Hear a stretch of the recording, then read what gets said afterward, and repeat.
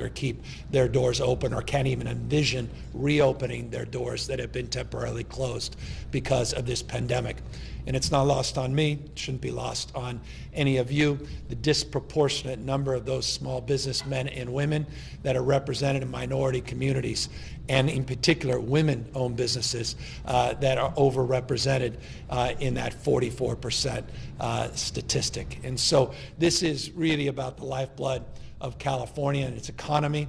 It's about a sense of pride and spirit that we all have, and sense of place in our own communities, so indelibly marked by the contributions of entrepreneurs that create the serendipity that is a part of life.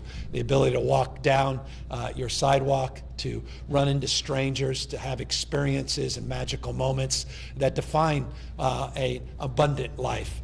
The ability to sit there in a coffee shop, maybe overhear some strangers walking in, get a sense of perspective in your own life, a sense of context in your relationship to your life, to others. Those are experiences provided by small businesses, by people that put everything on the line and take pen to paper, come up with an idea and advance a dream. And so really this is about the California dream, and this is about our embracing that dream in a more robust and arguably refined way. And so today we'll be signing 3 pieces of legislation to support our small business community.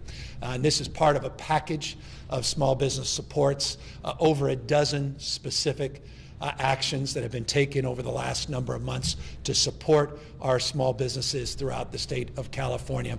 I'll talk in much more detail about a number of those actions, but I want to bring up one of the leaders, one of the great advocates in the state legislature for small businesses, someone who was a small businesswoman herself for roughly a quarter of a century, someone who understands the challenges and travails of small businesses all throughout the state of California, not just in her current capacity as a state senator in her own district, but someone who's had a broader capacity of understanding, representing the state in her former role and capacity working in the executive branch under the previous administration. And that's Senator Caballero, who I'd love to come up and in particular highlight her advocacy on a bill to create a hiring tax credit in the state of California, one of the most significant tax credits in our state history that targets the needs of our small businesses in particular and addresses the direct impacts of COVID-19 and this pandemic in effort and in order to provide more supports for businesses to come back more robustly and hire more people and have a financial leg up in that process. So with that, let me just invite up the senator. She'll talk about her bill, broader package, and then I'll walk through some of the other bills that we're signing and some of the more specific reforms that we're also advancing in the state. Senator? Well, thank you to Governor Newsom. I just have to say that it has been an extreme pleasure for me to work with you and your staff as we've worked so hard this year to try to come up with solutions to a global pandemic. You have been a great champion of small businesses, and I want to thank you from the bottom of my heart. I represent the 12th Senate District, which is a rural agricultural district. And so small businesses play a huge role in this district. Many of the small businesses are minority owned and, just as importantly, immigrant owned. Immigrants come to this country looking for the American dream and, quite frankly, to California looking for the California dream. And they come with very few resources, but a lot of energy, a lot of talent and family that help them make their small businesses a success. And this pandemic has really placed an incredible burden on them and their family because their dreams have been delayed, and in many instances they're wondering whether they're going to survive this pandemic economically because of the requirement to shelter in place and to keep their family safe. And so as I talked with these small businesses all over the state, their number one issue was, where am I going to get the capital? Where am I going to get the ability to start hiring the people that have been staying at home, that have not been working how am I going to be able to do this? And we sat down and had a conversation among the Assembly and the Senate and the governor, and I was one of the lead authors on this particular bill, which is SB 1447. This bill expands California's assistance programs for small businesses during the COVID-19. So this is specifically related to this particular pandemic. And it establishes a hiring tax credit for eligible small businesses that can be applied against their income tax liabilities, personal or corporate, depending on how they file, or sales and use tax liabilities. And the importance of this particular tax credit is that for every employee that you bring back during, after the shelter-in-place orders start to change, then you get a tax credit of up to $1,000 per employee, which will be a tremendous assistance for these small businesses, along with a variety of other assistance programs that the state has developed. It's going to be critically important for them to be able to access this resource, to be able to bring their resources together and to move forward. You know, this is a tough time, and we've asked everybody to make sacrifices, both personally and professionally in terms of the business community. But they're looking for hope, they're looking for leadership, and they're looking for the opportunity to be able to access resources to make them successful. And this tax credit is going to be tremendously important. So again, I want to thank the governor for his support, for his commitment to small business, and for allowing us to do the work that we needed to do to be able to put a bill on his desk. It doesn't happen without the cooperation of everyone, and I'm very proud to say that that this came together in the last days of the legislative session, because there was a commitment among all of us to make sure that our small businesses come back. We absolutely need to see them be successful, and this is going to be one of the tools. Thank you, Governor Newsom, for your leadership. Thank you for the bill signing here today. Thank you for giving our small businesses hope as we move into the future. And thank you, because this is going to be a tremendous asset in our community, and we really appreciate it very, very much.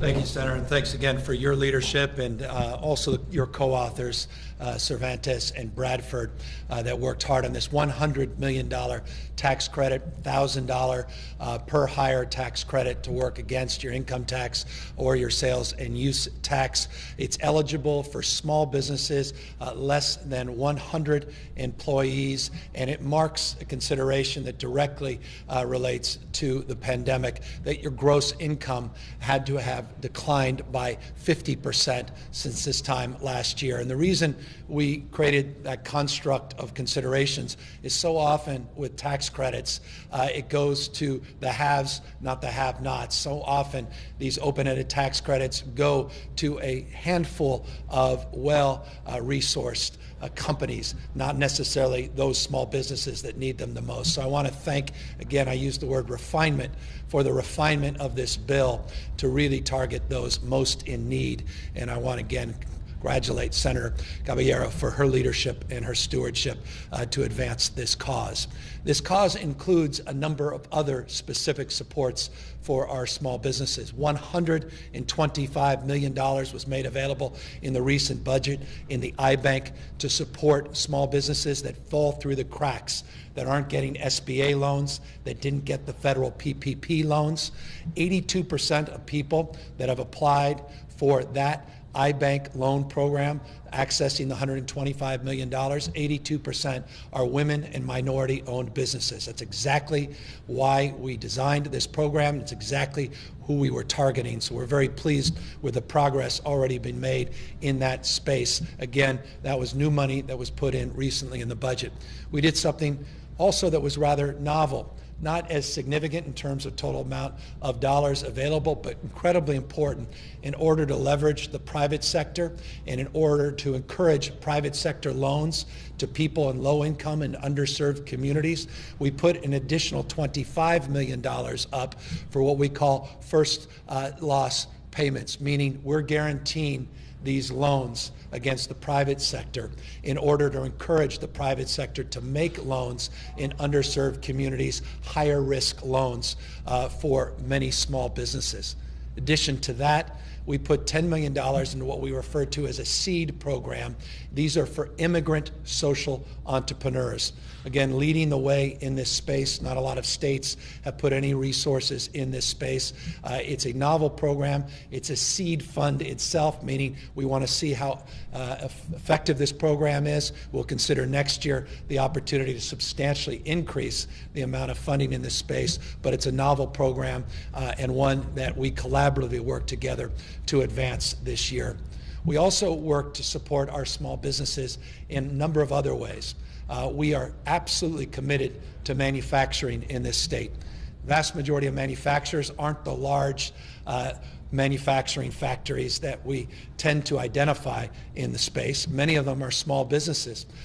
Give you an example of those businesses. If you go to a new platform we created with the California Manufacturing Association here in the state of California, 450 businesses are in a new marketplace for a new platform to encourage procurement to take place within the state, cities procuring, counties procuring, and the state itself, as well as private sector, to support homegrown California-based manufacturers. We have 450 companies now on that site, providing over 560 products specific to the PPP issues, sanitation issues, be it hand sanitizers, face shields, masks, gowns, and the like. A small company, just as an example, that put their name on this platform recently, and we're providing face coverings. They just got an order of 25,000 face coverings. That small company out of Chico, California. Just an example of the benefits already of this new marketing platform, this new marketplace, this new manufacturing platform that we put together recently here in California. So we are absolutely committed to 2 points, reminding you that California is still the largest manufacturing state in the United States of America. I'll repeat that.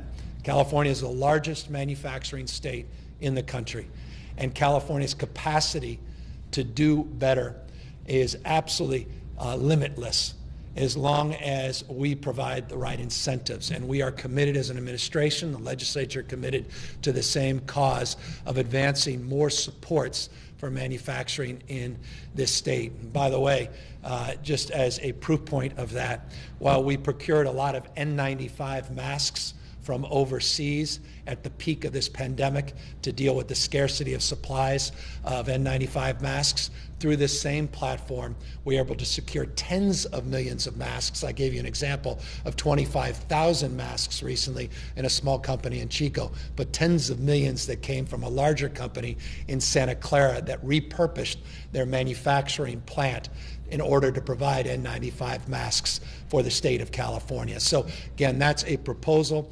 that is well along the way of being advanced and implemented, and one we want to build on into the future.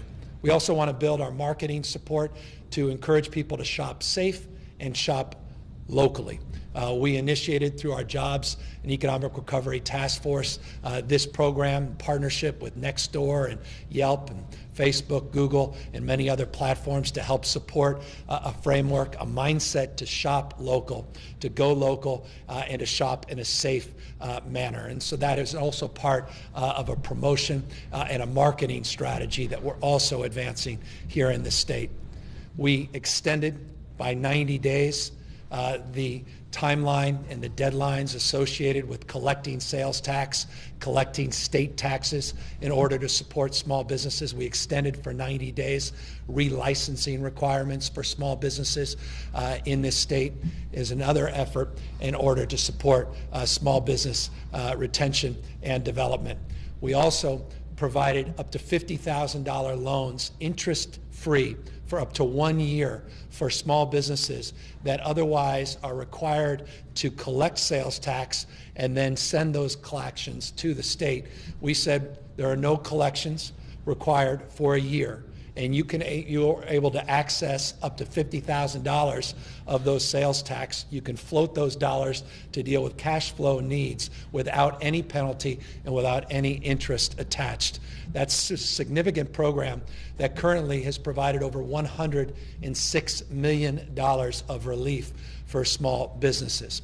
So $100 million hiring tax credit, $106 million relief in terms of floating loans up to $50,000 for sales tax that is owed to the state, a delay in terms of requirements on sales and use tax as well as income tax coming into the state, relicensing requirements pushed aside, support in terms of marketing, and support that will be included in the package of bills that I'm also signing here today to conform our PPP program, where California outperformed the rest of the nation. 13% of all the PPP loans in this country came in, or rather dollars came into the state of California. $68.6 billion. $68.6 billion of loans came in to the state under the PPP program.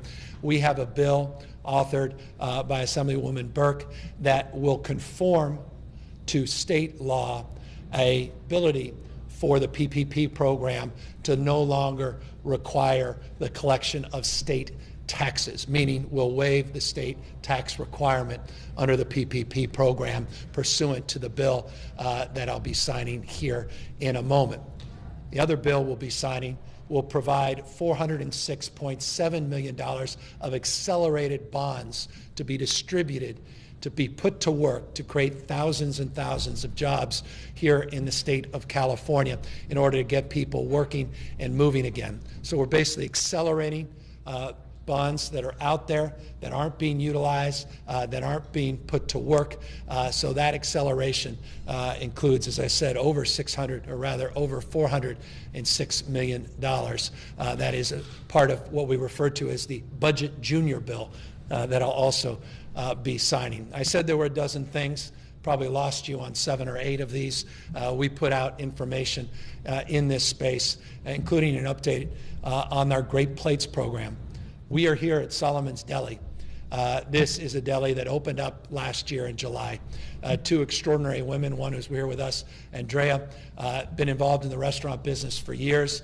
They put pen to paper. They took a dream, took an idea, old Tower Records in the state of California, took some of the cues of Tower Records, a little bit of its history, its founder, Solomon, and put together a deli that connected with some of the iconography, some of the spirit that was part of Tower Records here in the state of California. They put this deli, organized this deli at the peak of our economic growth last July, only to run in the buzzsaw of this pandemic. They closed on March 17th of this year, as so many other businesses did. At peak, they had 26 employees, but they've been able to scratch their way back. Even though their revenue's way down, they've been able to work through a number of programs that the city of Sacramento has provided and the state has provided. They were able to draw down a little PPP money. They were able to use that entrepreneurial mindset, long-windedly, to figure out a way just to keep the doors open, have some outdoor seating, and they're still operating. Not as many employees, about half of where they were at peak, but they also took advantage of that Great Plates program.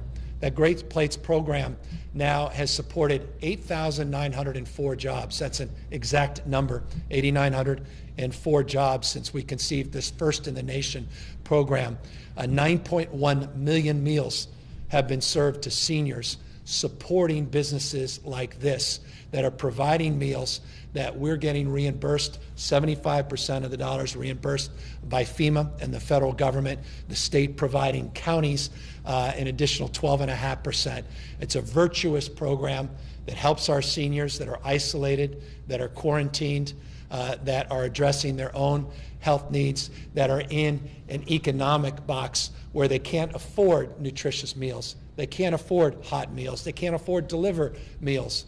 All 3 delicious, nutritious, hot delivered meals are provided through this program, supporting restaurants keeping jobs, encouraging job growth, and generating sales tax back to the counties, which actually creates more revenue than the 12.5% the counties are responsible for providing in this program.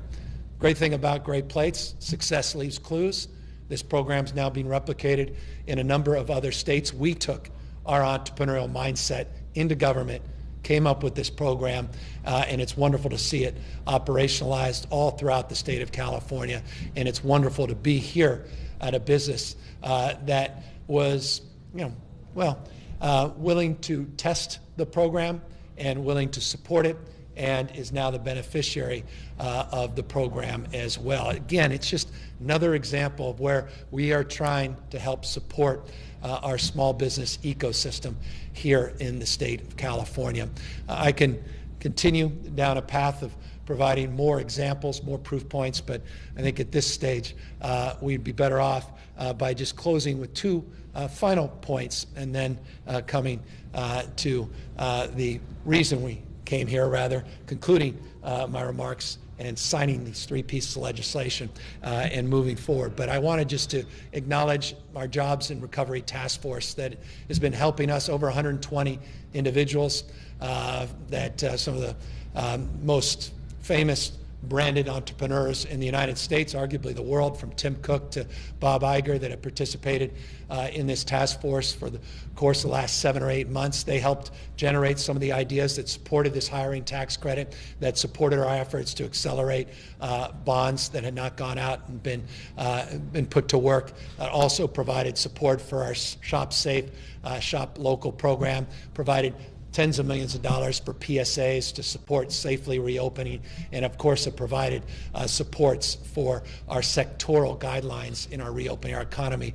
I want to just acknowledge our co-chair, both our co-chairs, my Chief of Staff, Ann O'Leary, and Tom Steyer, for their outstanding work on that task force. A lot of the work we are announcing and advancing here today comes from that brain trust. Accordingly, I want to thank my team at GoBiz.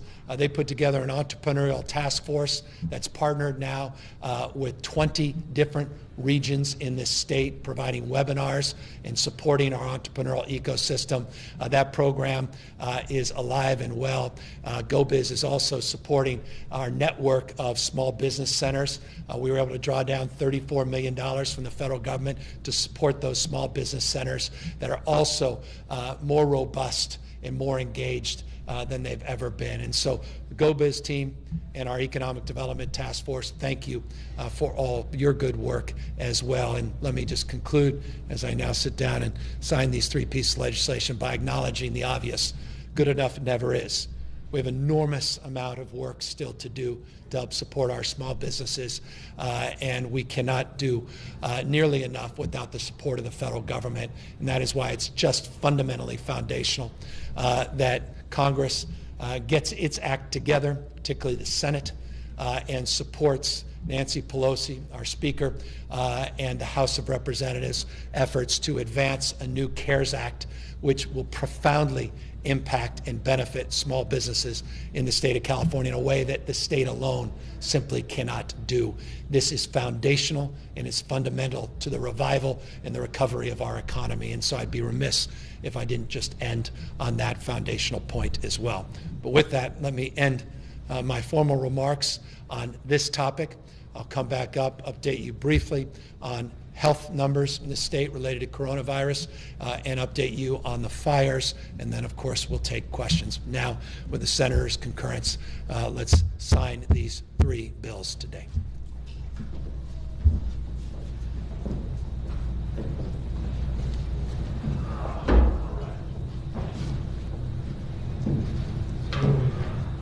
Tough job. It's a tough job. It is a tough job. This is the easy part. You did all the hard work. I get the benefit. So let's see.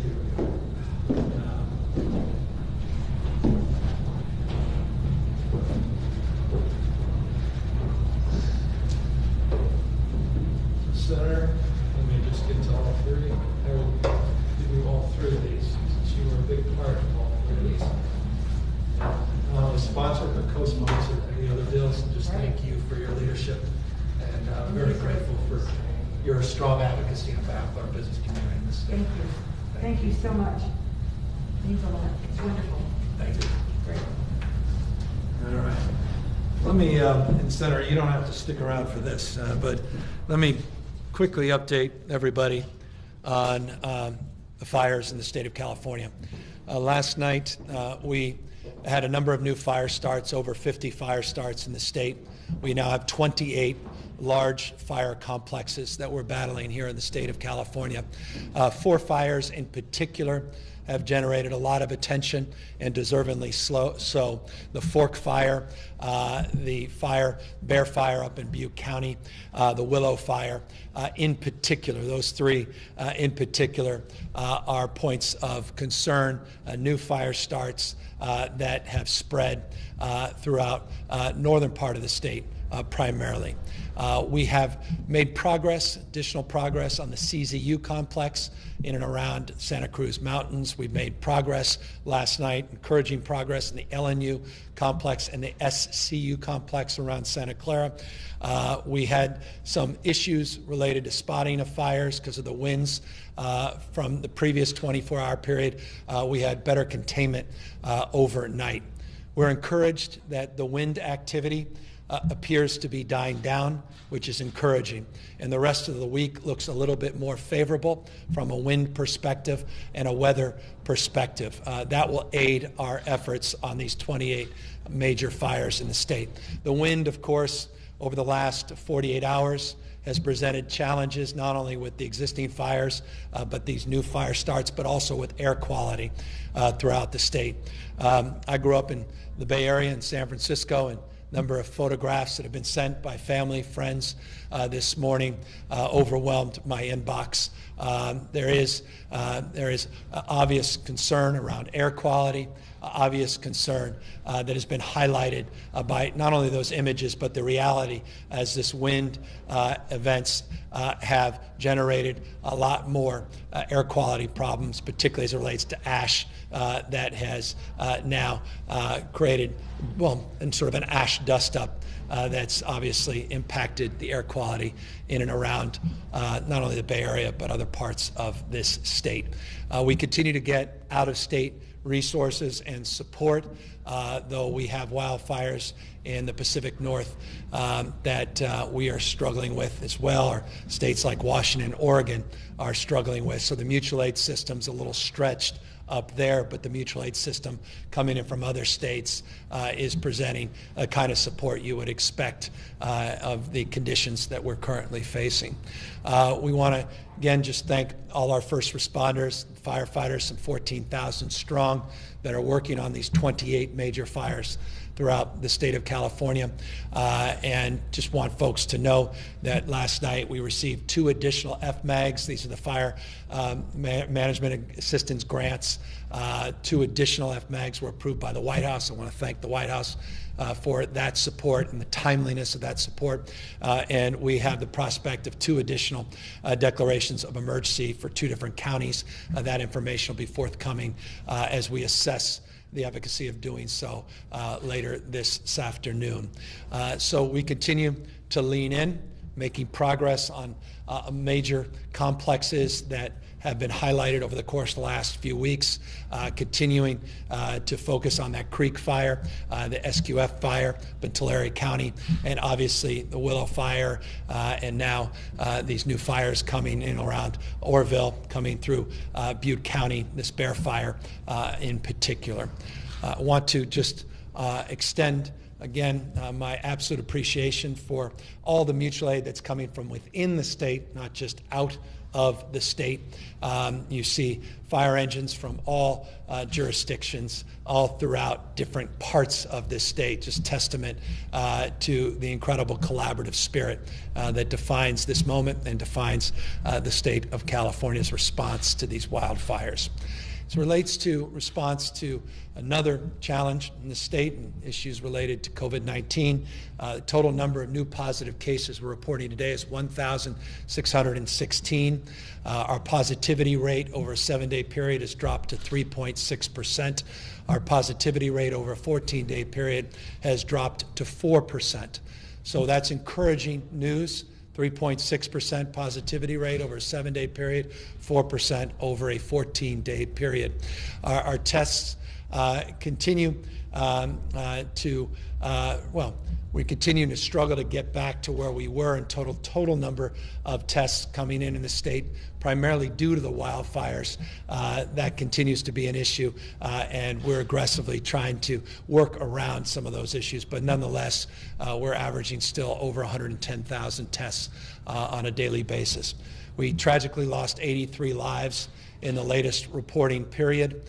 That averages out over a 14-day period, about 107 lives lost, reinforcing how deadly this disease continues to be and how seriously we must take the transmission and our concerns around large-scale events and the transmission of this virus.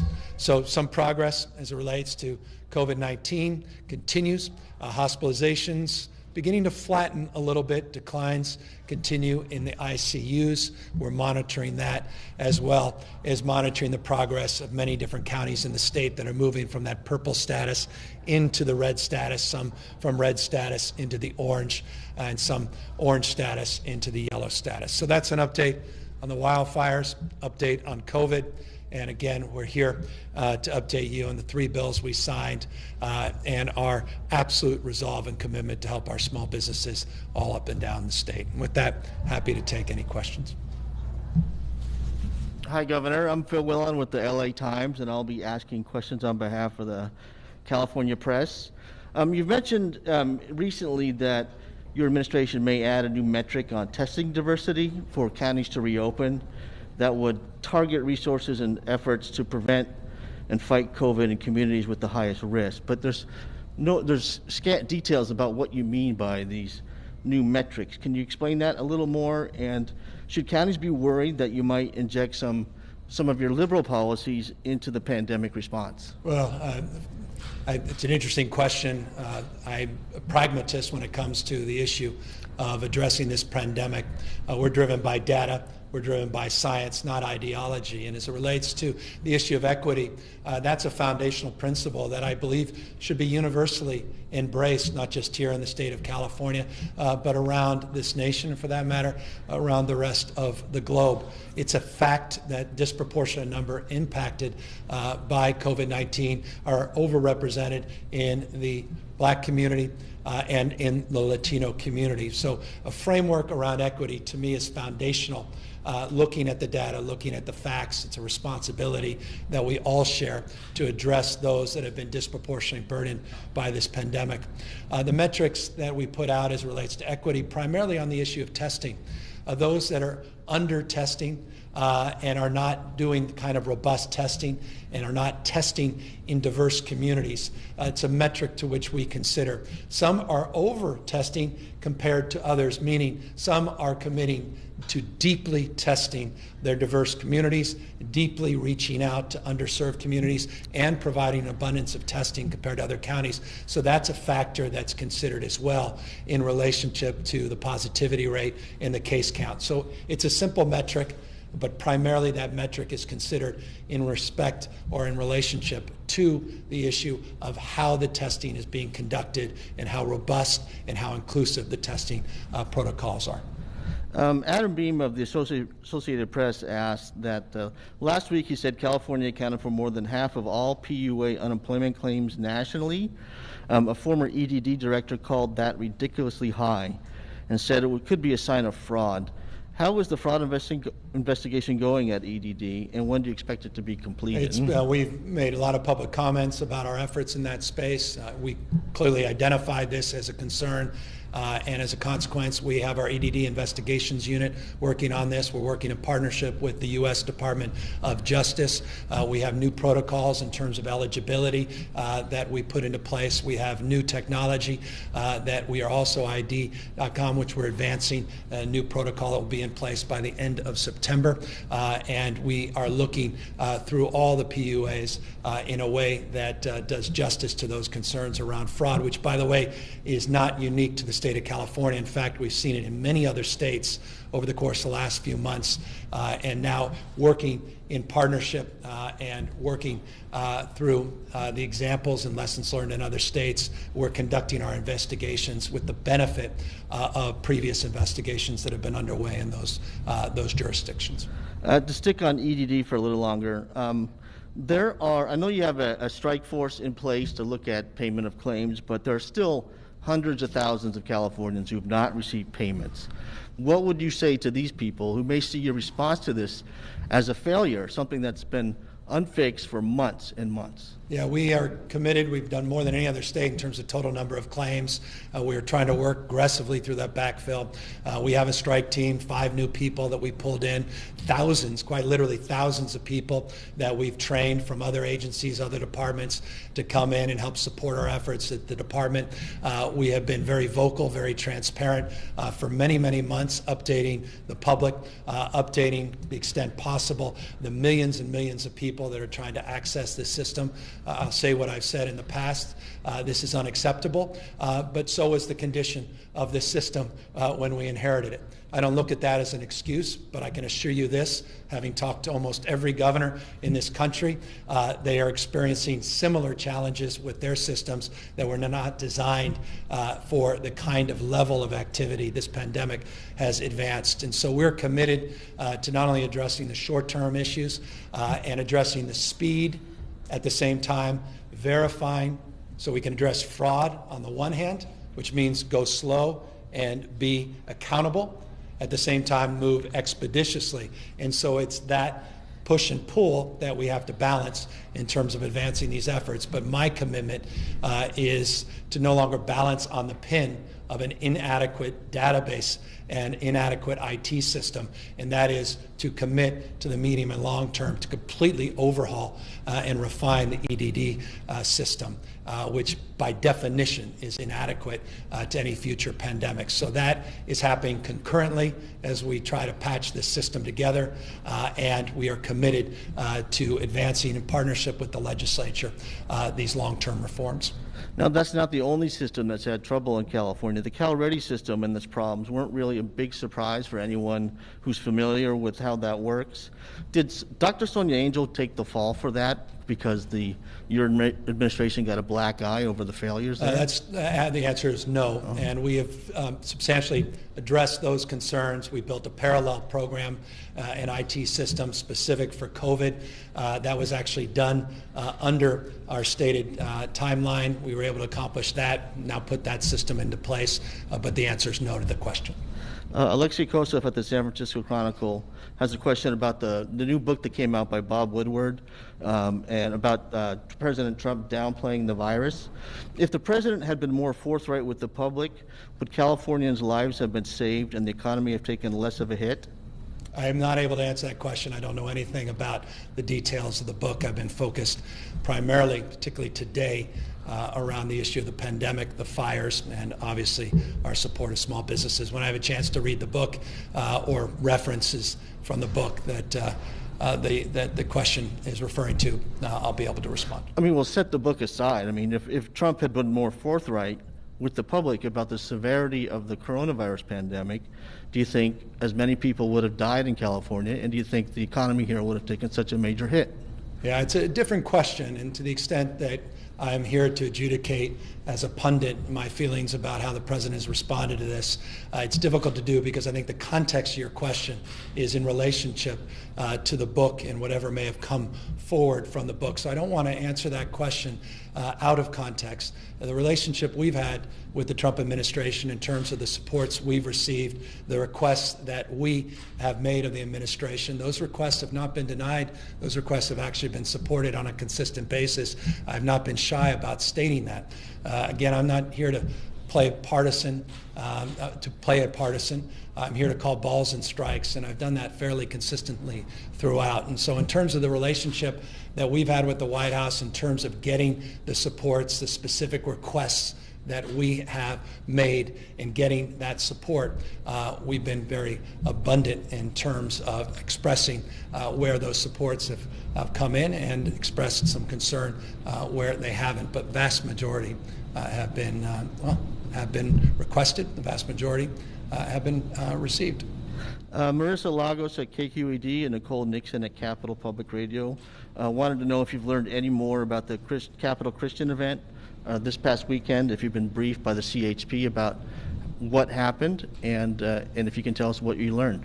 Yeah, so what I've requested of the CHP is to put together different protocols. And so what we're requesting is the CHP and the Department of Public Health to put different protocols into place, obviously highlighted by concerns of this large event where no social distancing was practiced, where physical distancing was not practiced, where the safety protocols, wearing a simple mask, were not advanced. The vast majority of people that participated in this rally, this event, there was singing. There's real concern about the spread of this virus, not just for those that were at the event, for people that innocently were not at the event, because people that may have been exposed from the event coming back into a community, coming back into a household, and potentially putting other people at risk. That, respectfully, is not acceptable, and so I've requested specifically of the California Highway Patrol to partner with the Department of Public Health and put new permitting protocols in place. That will be forthcoming, but it has to be based on constitutional rights, constitutional protections, at the same time public health and public safety. It's not just for religious events.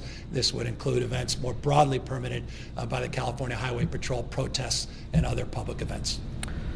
Cheryl Miller at the National Law Journal wants to know when you're going to appoint a new California Supreme Court justice.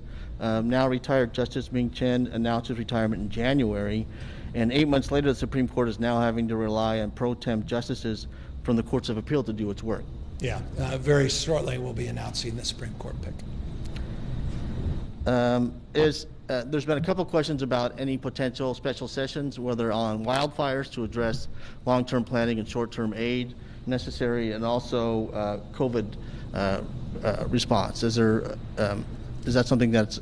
It's not currently under consideration. We are advancing our efforts to suppress the transmission of this virus. The state of California has seen 7-day positivity rate drop below 4% to 3.6%. We put out new tiered protocols, new color-colored protocols as it relates to the reopening of the economy. We did so in partnership with local health officers, in partnership with industry, sector by sector. We are confident in our approach and our direction. We've substantially mitigated the rise in the transmission of these rates. As it relates to wildfires, the California mutual aid system is working as it's designed. CAL FIRE is doing an extraordinary job. We're getting support from out of state. We're very blessed to have had the support of previous legislatures as well as this current legislature to advance an historic amount of funding to effort and aid our efforts to prevent as well as mitigate the spread of these fires. What we're experiencing this year is simply without precedent, and no legislative session could address the 14,000 lightning strikes that we experienced over the last few weeks. No legislative session can foundationally address the conditions this heat wave has produced in terms of the heat dome and the impact that's had, as well as the Santa Ana and Diablo winds. And so at the moment, that's not under consideration. But again, when it comes to any legislative session, I am open to that conversation as long as the legislative leadership is aligned and we have a purpose beyond any consideration. Now, you spent today talking about a lot of the assistance for small businesses, including tax credits and tax deferrals. Eventually, the bill will come due for all this. Whether it's for tax credits, it's kind of sapping state revenue. Tax deferrals will eventually have to be paid. How well equipped is the state to deal with the loss of revenue, and how well equipped do you think small businesses are to pay this tax liability? Well, you want to create revenue, you want to create jobs. If you want to create jobs, you can't be anti-business. And so the whole point of this effort is to stimulate economic recovery, which stimulates revenue, which stimulates virtuous cycle of tax support. And so the idea is not very complicated. We balanced our budget last year with consideration of all of our priorities in the state. The $125 million we put in the iBank was part of our budget. We were able to balance a $54.3 billion budget shortfall last year, and we found the money for this program as it relates to those small business loans. We found the money for many different programs to support small businesses. We felt it was a necessity with this additional $100 million request based upon the sluggishness of this recovery to provide an additional $100 million of support. It didn't in any way significantly impact our projections in terms of shortfalls next year. And I think the sooner we get people working again, the sooner we get people back to work, which is the intention of all of these programs, the revenue will more than offset the investment that we're making in those supports. I have a question from Raj Vora of the Jagrati newspapers in India. I guess you have a worldwide audience on these briefings. He wants to know if you'll consider releasing 4 national inmates in state prisons to their home countries for safety concerns and cost concerns. And on top of that, there's been some immigrant rights advocates in the state that have criticized your administration for releasing inmates in the prisons for COVID reasons and other reasons and handing them over to ICE. Can you explain why that's being done? It's been done historically. It's been past precedent of previous administrations. We maintain it as the appropriate course for our administration. We've been clear on that for over now 18, 19 months. As it relates to the specifics around individual prisoners, that's done on a case-by-case basis. It goes through a very exhaustive process and protocol. We have formal protocol through our parole board. We have other protocols on commutations and pardons that are separate and above from that go through a process within the executive branch with concurrence from other advisors that the administration has put into place. We've made many commutations and pardons over the course of the last number of years, consistent with the previous administration, and we continue to work to address the issue of concerns of COVID in our CDCR system. 1,457, maybe 1,459 individuals currently tested positive in our prison system. We monitor that on a daily basis. Right now, Folsom and Avenal prisons remain top of our mind in terms of focus. We're down to 11 cases at San Quentin. We made real progress in that space. And again, trying to decompress that system, look at vulnerable patients, or rather vulnerable prisoners, many that are patients in the mental health facilities as well as in our hospital facilities within CDCR, and look at the issue of this virus and look at compassionate releases in that space that are lower risk. And so all of that is part and parcel of our approach and our strategies, well-defined, well-established, particularly over the course of the last 7-8 years under the Brown administration, extending through my administration.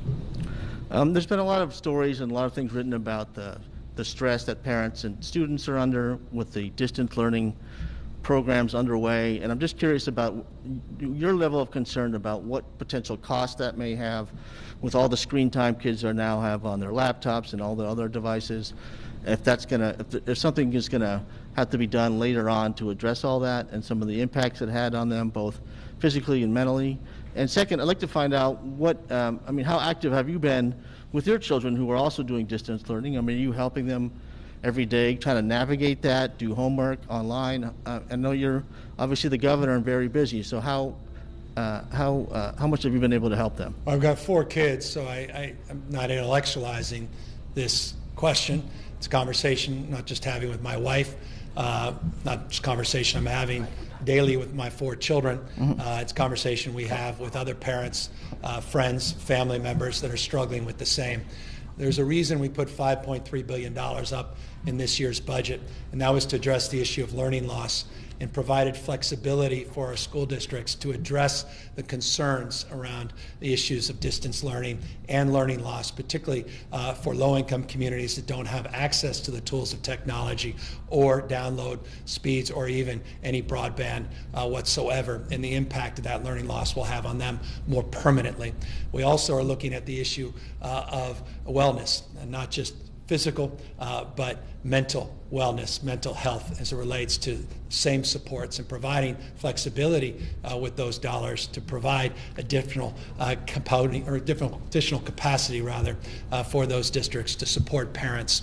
And so this is a very trying and challenging moment in the history of this country, for that matter, the history of the world. The overwhelming majority of countries are expressing similar concerns. Same time, our default is this: we must make our schools safe. That means we must keep people healthy. Not just our kids, but paraprofessionals, our teachers. We put out very prescriptive protocols going back in July about what that looks like.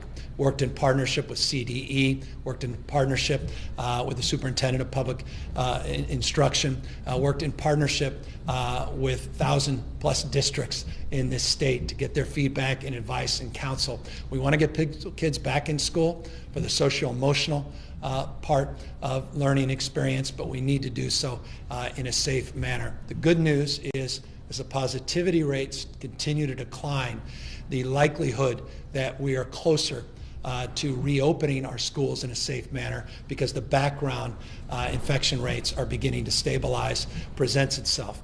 And so we hope this is a temporary frame, and it should be, because we want our kids back in school to address the issues related to the question and address the issue of anxiety that I face as a parent and that other parents face every single day as it relates to particularly our younger kids that have a very difficult time on these learning devices. I have a daughter in particular lasts only a few minutes every morning before she gets up and runs away from that screen, only to spend the next 20, 30 minutes to coax her back in front of that screen. Older kids are faring a little bit better than the younger kids. And so that's an experience I imagine replicated by millions of parents across the board. Certainly the case in my household, and it's the case households all across this nation, not just the state. And so the most important thing we can do is mitigate the spread of this virus, continue to take seriously these non-pharmaceutical interventions around wearing face coverings, and to try to avoid these large mixing events, which are just simply irresponsible, where people are not following the rules, that request a permit but don't abide by the commitments they make, and put other people's lives at risk, and increase the likelihood that not only that we see a spread of the virus, but a delay in getting people back to school, and a delay, if I may, in getting people back to work. There's simply nothing more important in this state and in this nation, if we care about getting our kids back in school and care about getting the economy moving again, than addressing the spread of this virus. And there's nothing more potent and powerful we can do than simply wearing face coverings and practicing common sense and physical distancing and avoiding mixing in large crowds. If we commit as a nation to do that, if we commit as a state of doing that, we will move much more expeditiously to advance the collective cause of educating our kids in the way they should be educated, and creating the economic conditions where states like California can not just survive this pandemic, but thrive coming out of this pandemic. In November, California voters will decide whether to restore affirmative action in California. And you've been in California long enough to kind of witness firsthand the evolution of this issue over the past 3 decades. Where do you stand on it now, and do you support this initiative? Yeah, I came out formally for that initiative 2 weeks ago. I've long been an advocate for reform in this space, going back many, many years. Was vocal on the campaign trail.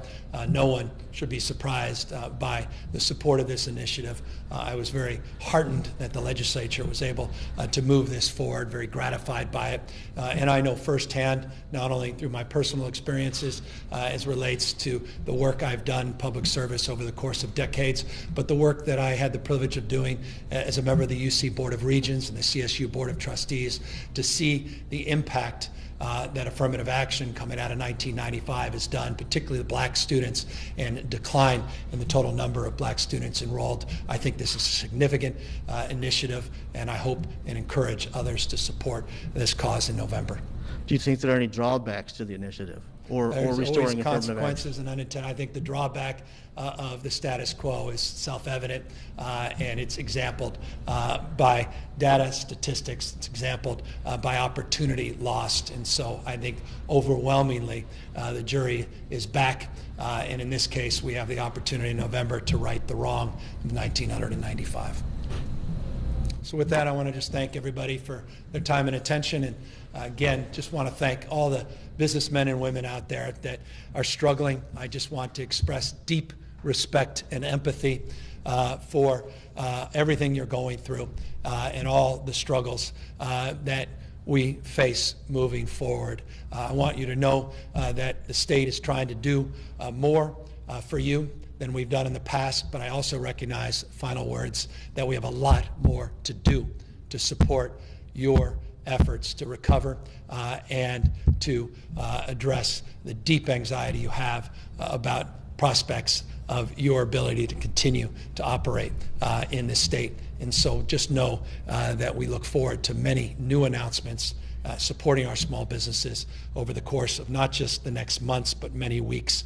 And I can assure you, having worked over the last few weeks on next year's budget, that we will prioritize, yet again, our small business community and make a commitment that builds on the work that we've done to date in effort to help stimulate and support your growth in this state. And so with that, let me thank everybody for their time and attention. I look forward to catching up very, very soon.